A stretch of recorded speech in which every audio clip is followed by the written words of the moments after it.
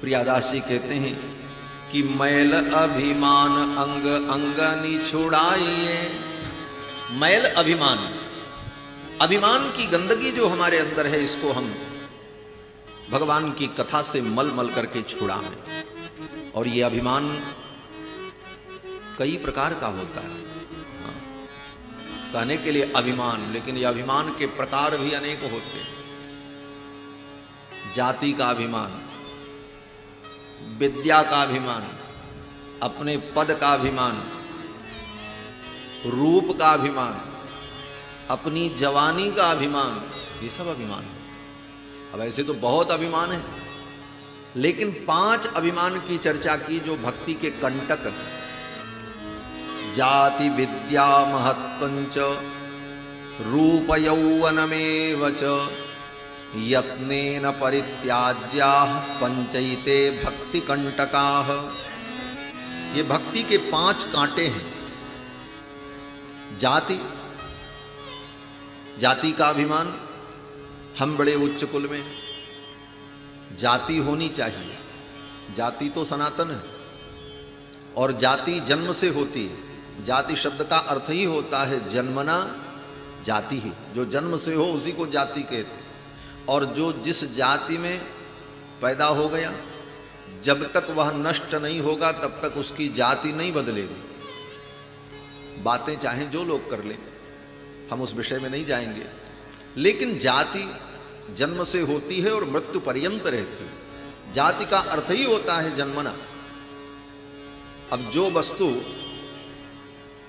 जिस जाति में उत्पन्न हुई है वो वस्तु वही रहेगी, उसकी जाति और प्रकृति खत्म नहीं हो सकती। तो जाति तो रहेगी, जातिगत व्यवहार भी रहेगा, लेकिन जातिगत अभिमान नहीं होना चाहिए। जाति का अभिमान न हो, हम बड़े श्रेष्ठ हैं, हम बड़े योग्य हैं, हम बड़े उच्च कुलीन हैं।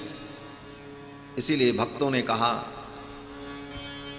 कि जो वैष्णव होता है वो ब्राह्मण क्षत्रिय वैश्य शूद्र होते हुए भी अपने ब्राह्मणत्व का, क्षत्रियत्व का, वैश्यत्व का और शूद्रत्व का अभिमान नहीं रखता। धर्म तो निर्वाह करता है, जिसका जो धर्म है उस धर्म का उसे पालन करना चाहिए, परंतु अपने को यही मानना चाहिए हम तो भगवान के दास हैं। नाहम विप्रो न च नरपति नैव वैश्यो न शूद्रो नो वा वर्णी न च गृहपति नो वनस्थो यतिर्वा किंतु प्रोद्यन निखिल परमानंद पूर्णामृताब्धे लक्ष्मी भरतु पद कमलयो दास दासानुदासः।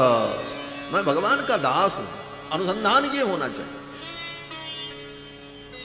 तो जाति का अभिमान, जातिर्विद्या महत्वंच, विद्या का अभिमान, अपने महत्व का अभिमान, रूप यौवनमेव च, रूप का अभिमान, यौवन का अभिमान, ये 5 यत्नेन परित्याज्या, यत्न पूर्वक इनका त्याग करना चाहिए, क्योंकि ये भक्ति के 5 कांटे हैं। ये अभिमान हमारे जीवन से तभी जाएगा जब हम बार बार कथा सुनें और कथा सुन करके उसका मनन करें। कथा में तो मक्खी भी बैठती है, कितनी मक्खियां बैठी रहती हैं, कीड़े भी आ जाते हैं, 2-3 घंटे बैठे रहते हैं, लेकिन उनके ऊपर कथा का प्रभाव नहीं होता। तो कीड़ा और मक्खी बनकर के भगवान की कथा में बैठने का मूल्य नहीं। भगवान की कथा को अपने हृदय में हम धारण करें, सुन करके, इसे श्रवण करके जीवन में परिवर्तन आवे।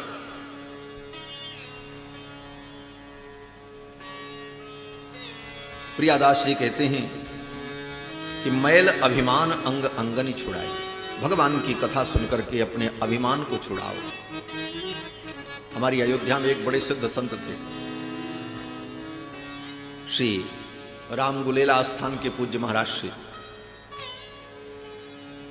कान्य कुब्ज ब्राह्मण, बड़े कुलीन ब्राह्मण थे और बड़े विद्वान भी थे। एक दिन उन्होंने कथा में इस प्रसंग को सुना, हमारे पूज्य महाराज श्री सुनाया करते थे, वो संस्मरण मैं आपको बता रहा। तो महाराज श्री ने इस प्रसंग को जब सुना कि जातर विद्या महत्वंच रूप यौवनमेव च यत्नेन परित्याज्याः पंचैते भक्ति कंटकाः, ये तो भक्ति के कांटे हैं, इसे छोड़ देना चाहिए। आए अपने मंदिर में और संकल्प कर लिया, आज से ये सब अभिमान मेरे जीवन से दूर हो। अब कान्यकुब्ज ब्राह्मण और विद्वान, ऊपर से गद्दी पीठाधीश्वर, अब ये अभिमान दूर कैसे हो? तो महाराज श्री कथा सुनकर के आए, मंदिर में जाकर के भगवान को प्रणाम किया और फिर मंदिर के बाहर, मंदिर के ठीक सामने एक पाकड़ का वृक्ष, वहाँ एक चबूतरा बना था, उसी चबूतरे पर आकर के बैठ गए। लोगों ने सोचा, भक्तों ने, कि आज बाहर बैठने का मन होगा इसलिए बैठे होंगे। सवेरे से दोपहर तक बैठे रहे, भोजन का समय हुआ, लोगों ने कहा महाराज चलो प्रसाद पाने। महाराज श्री ने कहा हमको यहीं ला करके दे दो, हम यहीं प्रसाद पाएंगे। बोले क्यों? बोले हम मंदिर में नहीं जाएंगे, यहीं से दर्शन करेंगे। क्यों? बोले हम तो भगवान के भंगी हैं, हम तो अब भगवान की वो सेवा करेंगे जो चतुर्थ वर्ण का व्यक्ति सेवा करता। हम तो ठाकुर जी के द्वार पर झाड़ू लगाएंगे, तभी ये जीवन का अभिमान टूटेगा। इस सोने के सिंहासन पर बैठकर, इस गद्दी पर बैठकर के अभिमान नहीं टूटेगा। नहीं गए मंदिर, लोगों ने ला करके वहीं प्रसाद दे दिया, वहीं प्रसाद पा लेते और वहीं अपना कंबल ओढ़ करके सो जाएं। और उसी दिन से उन्होंने अपने को मान लिया कि मैं भगवान का सेवक हूं। और वो भी कौन सा सेवक? बोले झाड़ू लगाने वाला। और रात्रि के 2 बजे से उठ करके झाड़ू लगाते। और कहां झाड़ू लगाते? बोले कनक भवन बिहारी जी के मंदिर से लेकर राजघाट तक झाड़ू लगाते। कनक भवन के द्वार से लेकर राजघाट तक झाड़ू लगाते थे। और भाव उनका ये था कि हमारे श्री सीतारामचंद्र जी जुगल सरकार प्रातः काल ब्रह्म मुहूर्त में राजघाट पर स्नान करने के लिए जाते हैं, दिव्य दंपति, तो उनके चरणों में कहीं कांटे न लग जाएं, कंकड़ न चुभ जाएं, इस भाव से रात्रि के 2 बजे से झाड़ू लगाना शुरू कर।